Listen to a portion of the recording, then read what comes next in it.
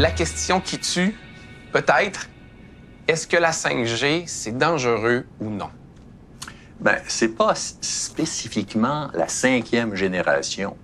Dans le fond, ce sont les générations qui sont dangereuses. Qu'est-ce que ça aurait comme effet sur le corps? Qu'est-ce qui serait nocif dans ça? Le système nerveux réagit de manière extrêmement substantielle, particulièrement aux ondes électromagnétiques pulsées. Avant, on avait du AM et on avait du FM. Avec la 2e génération des cellulaires, on a des impulsions. Et ces impulsions-là agissent de manière néfaste sur le système nerveux.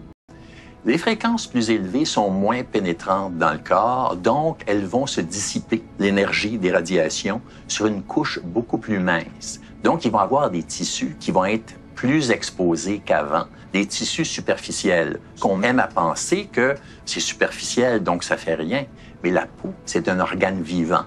Pensez aux ondes ultraviolettes qui donnent le cancer, qui ont une pénétration bien inférieure.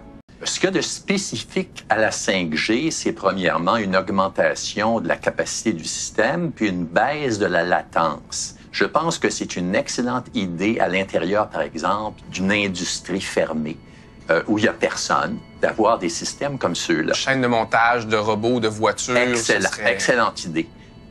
Là où j'ai des objections, c'est lorsqu'on met des humains dans ce milieu-là et qu'on les expose à ces radiations-là.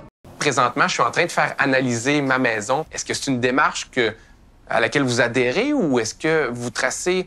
J'essaie de comprendre parce que c'est assez alarmant comme discours. Là. Il est tout à fait probable que si vous n'êtes pas hypersensible, vous connaissez les hypersensibles électromagnétiques, ces gens-là doivent se protéger de manière urgente parce qu'ils ont développé un genre d'allergie aux ondes électromagnétiques. Mais il y a probablement des niveaux d'ondes électromagnétiques qui sont tout à fait tolérables. Malheureusement, l'industrie est sur une voie qui va faire que les limites thermiques vont être atteintes partout.